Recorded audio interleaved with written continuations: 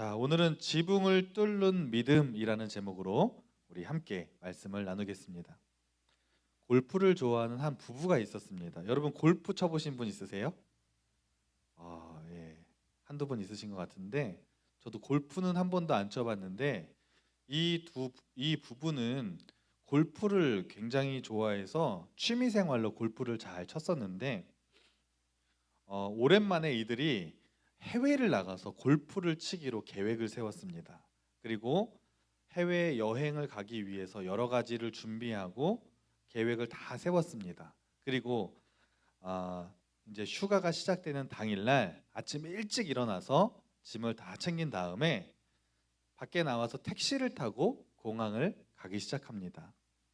그런데 열심히 운전하던 택시 기사가 갑자기 몸에 이상 증상이 오더니 아마 심장마비였던 것 같아요. 그래서 운전을 하다가 그 자리에서 쓰러졌어요. 여러분 운전하다가 그 운전자가 쓰러지면 어떻게 돼요? 운전을 할 수 없기 때문에 사고가 날 확률이 높은데 택시 기사가 다행히 서행을 하고 있었기 때문에 한 쓰러지고 나서 한 30m 정도 가다가 앞차를 들이받고 차가 멈추게 되었습니다. 다행히 뒤에 타고 있던 부부는 사고가 크지 않았기 때문에 전혀 다치지 않았고 사고가 난 직후에 차에서 내렸습니다. 갑작스러운 상황에 얼마나 당황했겠어요. 그래서 차에서 내린 다음에 의식을 잃고 쓰러져 있는 운전사 쪽으로 가서 응급 조치를 하나 했는데 그렇게 하질 않고 차키를 갑자기 빼는 거예요. 차키를 빼더니 갑자기 뒤에 트렁크를 가더니 트렁크 문을 차키로 열고 거기서 짐을 빼가지고 그 옆에 있는 다른 택시를 타고 공항으로 갔습니다. 아, 여러분 이 두 부부가 굉장히 위급한 상황에서 의식을 잃고 쓰러진 그 택시기사 앞에서 어떤 응급조치나 신고도 하지 않고 그 자리를 떠나버린 거죠. 여러분 이게 상식적으로 이해가 가시나요? 결국 택시기사는요 빠른 응급조치가 일어나지 않았기 때문에 결국 사망하고 말았습니다. 이것이 어떤 드라마에 나오는 내용이 아니라 2016년도에 우리나라에서 실제로 있었던 일이라고 합니다. 그래서 그 당시에 뉴스에 굉장히 크게 보도가 되고 어떻게 그럴 수가 있냐 많은 비난을 했던 그런 한 사건이 일어나게 되었습니다. 근데 정말 안타깝게도 똑같은 일이 10월 달에도 또 일어났던 거예요. 택시 기사가 의식을 잃고 쓰러졌는데 뒤에 타고 있던 손님이 자기 일정 바쁘다고 그냥 가버리고 택시 기사가 또 사망하는 사건이 벌어지게 되었다고 하는 것입니다.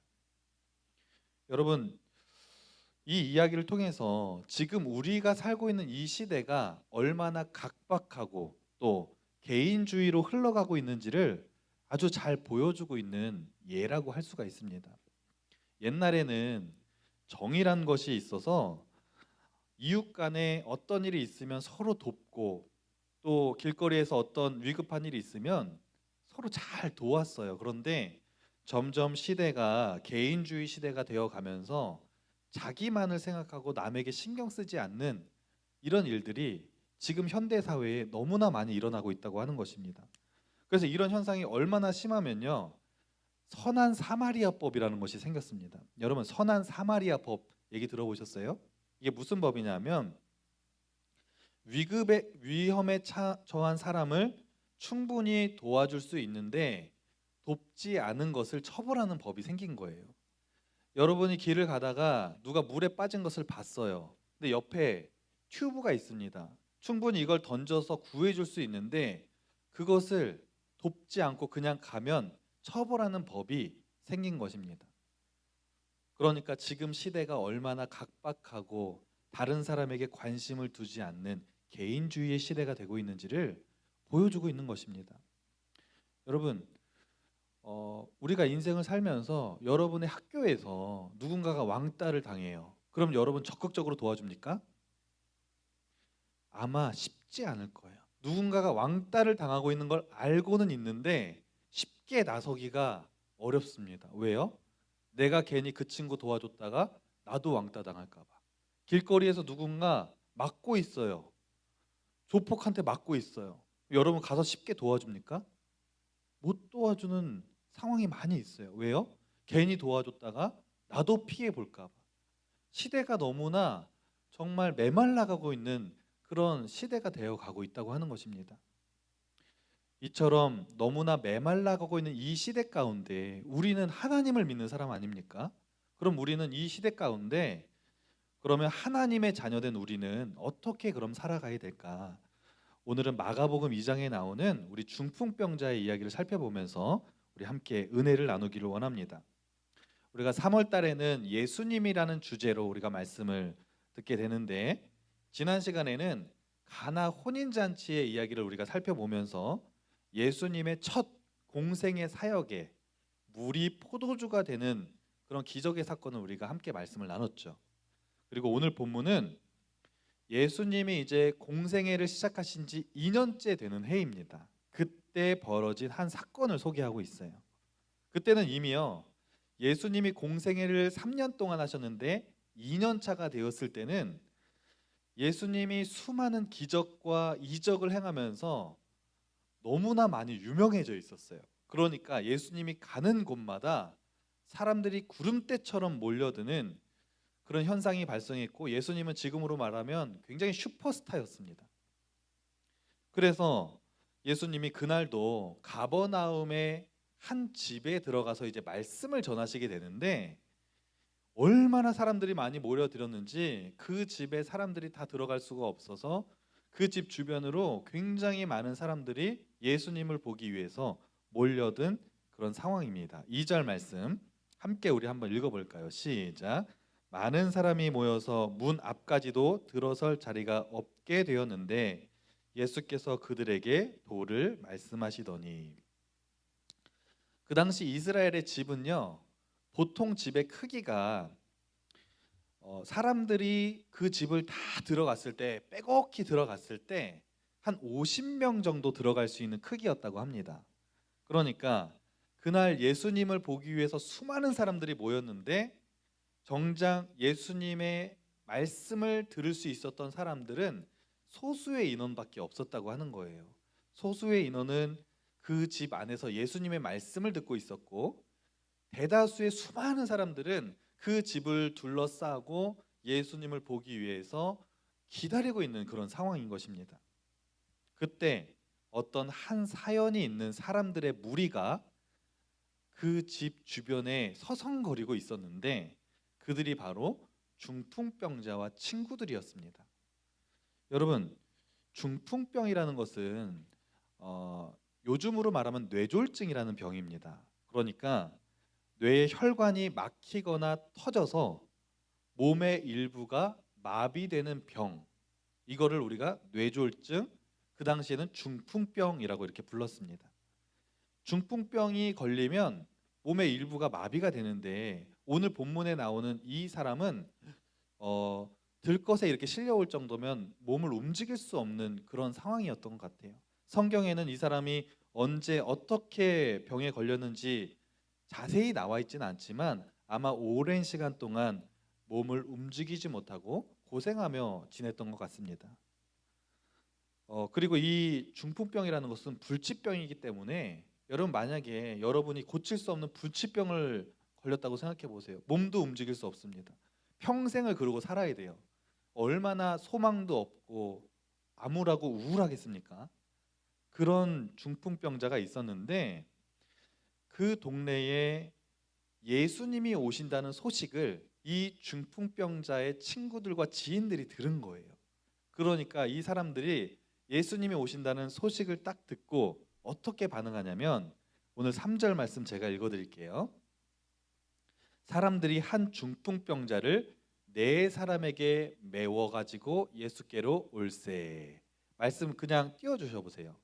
말씀에 딱 보면은 뭐라 그러냐면 사람들이 한 중풍병자를 네 사람에게 메워가지고 예수께로 온다 그랬어요.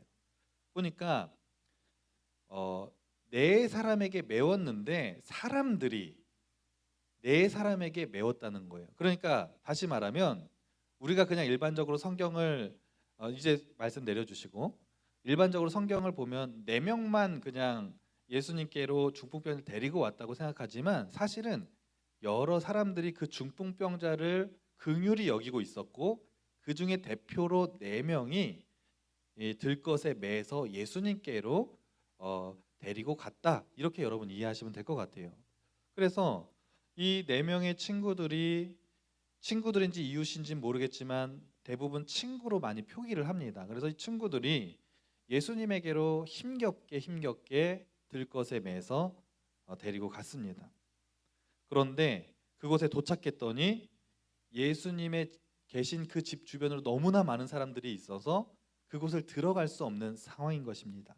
자, 여러분이 만약에 한 친구를 돕기 위해서 들것을 들고 병원을 갔어요. 그런데 병원을 들어갈 수 없는 상황이 됐습니다. 너무 사람들이 많아서. 그럼 여러분 어떻게 하시겠어요? 그냥 충분히 포기할 수 있죠. 우리가 이렇게 노력했는데 상황이 이러니까 오늘은 이만 돌아가고 우리 다음에 예수님이 뭐 갑자기 사라지시는 것도 아니고 우리 다음에 예수님께로 모시고 가면 되지. 충분히 그럴 수 있습니다. 그리고 중풍병자도 아쉽지만 친구들이 이렇게까지 나를 위해서 노력해 줬는데 상황이 이러니까 충분히 포기하고 돌아가도 아마 이해를 했을 것 같습니다. 그런데 중요한 건 이 친구들이 이 중풍병자를 너무너무 사랑했던 것 같아요. 여기서 더 이상 포기할 수가 없었던 거예요. 그래서 너무 예수님을 만나게 해주고 싶어서 서로 고민을 하다가 어떤 한 사람이 아주 획기적인 제안을 하나 합니다. 뭐라 그러냐면 4절 말씀 함께 읽어볼까요? 시작.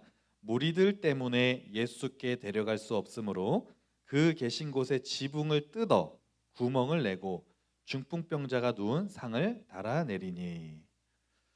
어떤 한 사람이 우리 집 문으로 못 들어가면 우리 지붕이라도 올라가서 지붕을 뜯어서 거기다가 우리 중풍병자를 내려서 예수님을 만나게 하면 어떨까? 이런 아주 파격적인 제안, 충격적인 아주 황당한 제안을 하게 됩니다. 여러분, 이 제안 앞에서 사실 현대를 살아가는 우리들은 이 제안을 이해하기가 참 쉽지 않습니다. 왜냐하면 우리가 사는 집들은 대부분 아파트고 아무리 주택이어도 다 콘크리트로 집을 짓지 않습니까? 그러니까 지붕을 뚫는다는 것은 상식적으로 불가능한 일입니다. 그런데 그 당시에는 집들의 구조가요, 흙집이었어요. 흙집. 그러니까 옥상이 일단 평평하게 되어 있었고 그 옥상에 그 지붕을 이루는 재료가 뭐였냐면 나무랑 흙들로 이렇게 이루어져 있었습니다. 그러니까 사람들이 올라가서 마음만 먹으면 그 지붕을 흙을 이렇게 뜯어내고 나무를 조금 뜯어내면 그 지붕을 뚫는 일은 불가능한 일은 아니었다는 것입니다. 그런데 여러분 상식적으로 이제 사진 내려주셔도 돼요. 상식적으로 한번 생각해 보세요. 남의 집의 지붕을 뚫는 것은 정말 무례한 일이죠. 그것은 정말 쉬운 일이 아닙니다. 만약에 여러분 집에 누가 귀한 손님이 오셨는데 그 귀한 손님 보겠다고 누가 여러분 지붕 뜯으면 기분 좋아요, 안 좋아요? 신고하죠. 이런 무례한 일이 어디 있어요? 근데 중풍병자의 친구들이 그것을 몰랐던 게 아닙니다. 그러나 그들이 그런 위험을 감수하고라도 그 중풍병자를 예수님을 만나게 해주고 싶었던 거예요. 여러분 너무나 많은 어려움이 있어요. 뭐냐면 일단 지붕을 뜯게 되면 그 당시에는 재료가 나무랑 흙이라 그랬잖아요. 그러니까 흙이 막 밑으로 떨어져 내리는 거예요. 제가 지금 설교하고 있는데 갑자기 여기에서 지붕을 누가 뜯어서 막 흙이 막 여기 떨어진다고 생각해 보세요. 얼마나 예배 시간이 방해가 됩니까? 예수님이 더군다나 중요한 말씀을 전하고 계신데 천장에서 막 흙이 떨어지는 것은 예수님의 사역을 방해하는 거 아닙니까? 또 지붕을 뜯는 것에 대해서 나중에 수리비를 또 이제 물어줘야 되는 거예요. 그게 돈이 몇 푼 들겠습니까? 많이 들 수도 있죠. 그걸 친구들이 또 모아서 그 물질적인 손해도 감수해야 되는 거죠. 또한 설사 그렇게 힘들게 예수님께 데리고 갔는데 예수님이 너 왜 이렇게 무례한 행동했니? 그리고면 그렇게 얘기를 하시면 안 한만 못하는 그런 일들을 하는 것일 수도 있다는 것입니다. 그러나 이 획기적인 한 사람의 제안 앞에서 동료들이 고민을 하다가 결국에는 그 엄청난 일을 실행에 옮기기로 한 마음을 모읍니다. 그리고 마음을 모은 그 친구들이 환자를 들것에 이렇게 들고 지붕 위로 올라가는 거예요. 여러분 옛날에는 이스라엘 집들은 지붕 위에서 막 기도도 하고 그곳에서 식물을 널기도 하고 빨래도 널고 이런 아주 유용한 활용을 많이 했기 때문에 지붕을 올라가는 계단이 다 집들마다 있었다고 합니다. 그러니까 계단으로 해서 지붕을 이제 올라갔어요. 그리고 잠깐 내려놓고 지붕을 뜯는 거죠. 지붕을 다 뜯어 가지고 줄에 매달아서 들것을 내려서 드디어 예수님에게 중풍병자를 만나게 했습니다.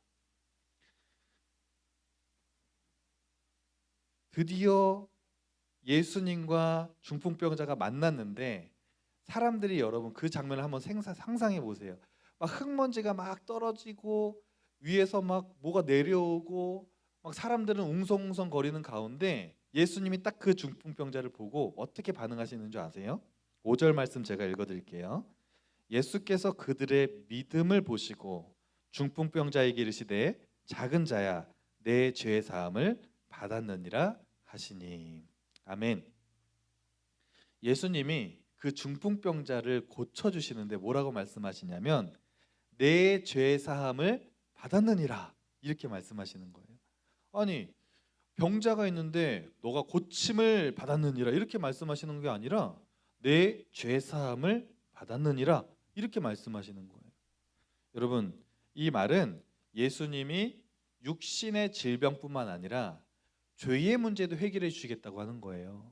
죄의 문제를 해결해 주시겠다고 하는 것은 그 영혼이 구원받는 그런 은혜를 선물로 주시겠다고 하는 것입니다.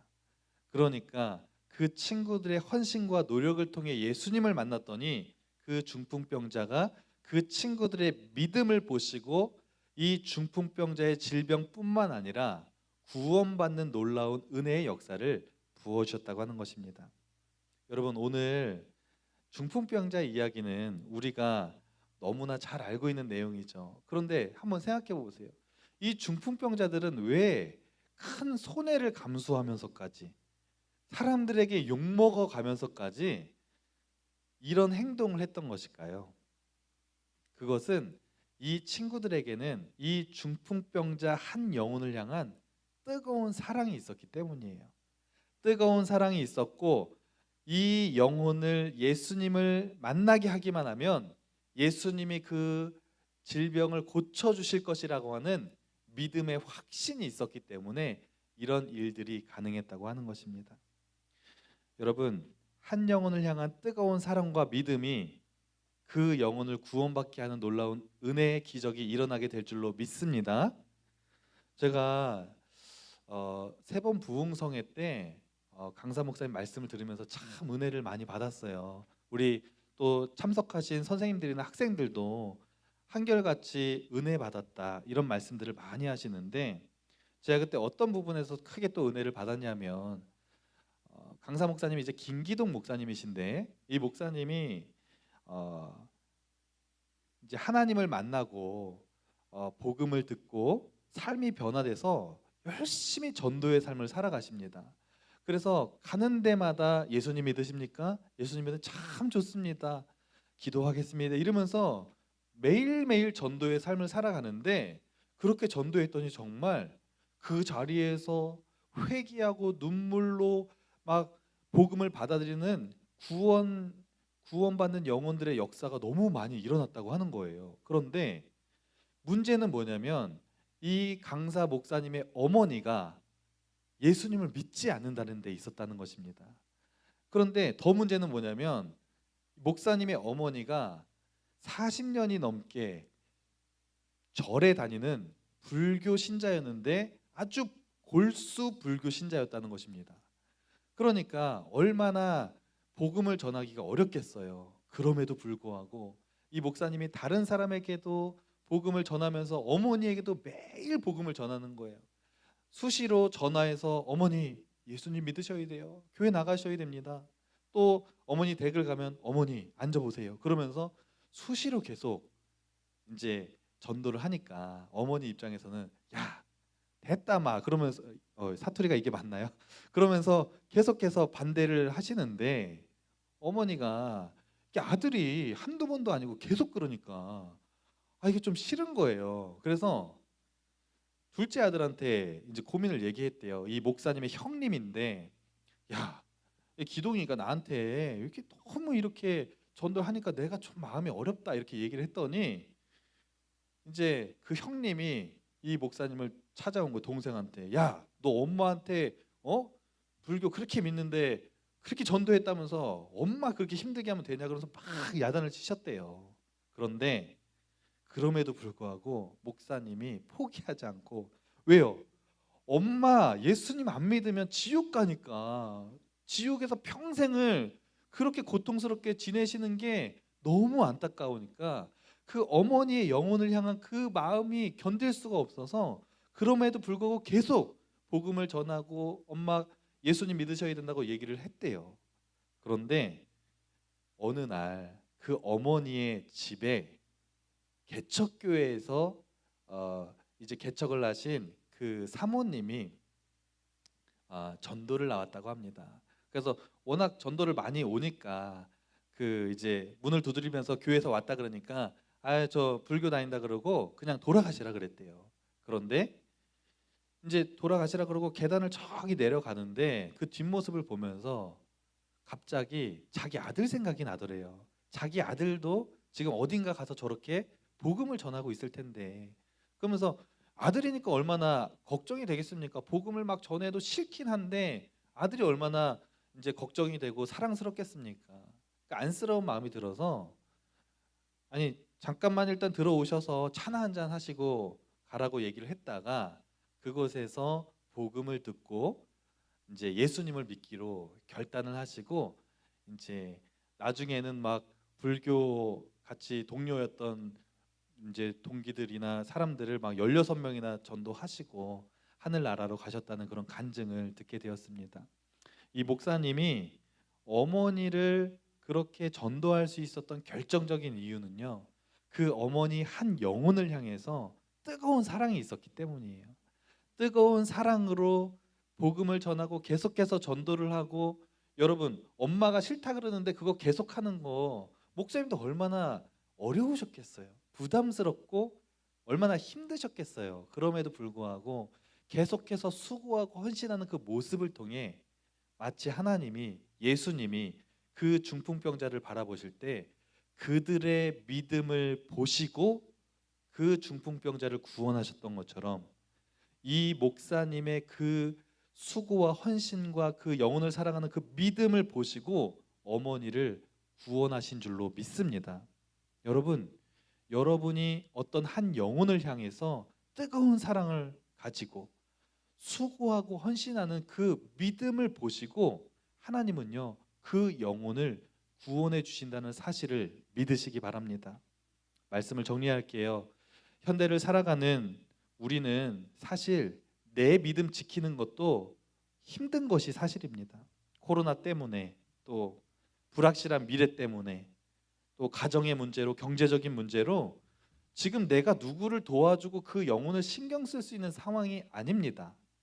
그런데 여러분 그럼에도 불구하고 이럴 때일수록 여러분이 믿음의 눈을 들어서 주변을 한번 살펴보시기 바랍니다. 그리고 내 주변에 사랑이 필요한 사람이 누구인지 예수님을 믿지 않는 영혼이 누구인지 그것이 가족이 됐던 친구가 됐던 이웃이 됐건 여러분이 그 영혼을 정말 사랑하는 마음으로 바라보시는 것뿐만 아니라 그 영혼을 위해서 여러분이 기도하시고 복음을 전하시고 수고하고 헌신하실 때 여러분 그 여러분의 믿음을 보시고 하나님이 그 영혼을 구원해 주실 줄로 믿습니다. 마태복음 6장 33절에 그런즉 너희는 먼저 그 나라와 의를 구하라 그리하면 이 모든 것을 너희에게 더하시리라 이렇게 말씀하셨습니다. 여러분이 중풍병자의 친구들처럼 사랑을 실천하고 수고하는 삶을 살아가는 그것이 먼저 그 나라를 구하는 하나님의 뜻을 구하는 삶인 것입니다. 그런 삶을 살아가는 사람들에게 하나님의 약속의 말씀이 뭐냐면 이렇게 살 때 그 모든 것을 너희에게 더해 주실 것이라고 말씀하셨어요. 여러분이 하나님이 기뻐하시는 삶을 살아갈 때 내가 지금 집에 경제적인 문제와 관계의 문제와 여러 가지 문제가 많이 있는데 그거 신경 쓰지 말라는 거예요. 하나님의 일을 열심히 여러분이 감당하면 그 모든 것들을 하나님이 다 채워주시고 필요한 것들을 하나님께서 역사해 주신다고 하는 사실을 여러분 믿으시기 바랍니다.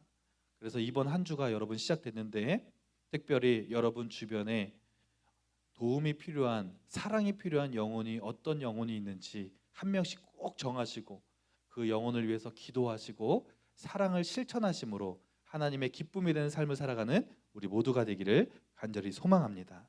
기도하겠습니다.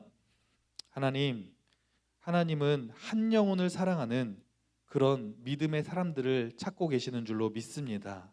지금도 복음을 멀리하고 저 지옥불을 향해 가고 있는 수많은 영혼들이 있는데 하나님 그 영혼들을 바라볼 때 그냥 무관심하게 우리가 바라보는 것이 아니라 그 영혼을 불쌍히 여기는 마음을 주시고 그 영혼을 사랑하는 마음을 주셔서 그 영혼을 위해서 기도하게 하시고 수고하고 헌신할 때 하나님 우리의 믿음을 보시고 그 영혼을 구원해 주시는 놀라운 기적을 베풀어 주실 줄로 믿습니다.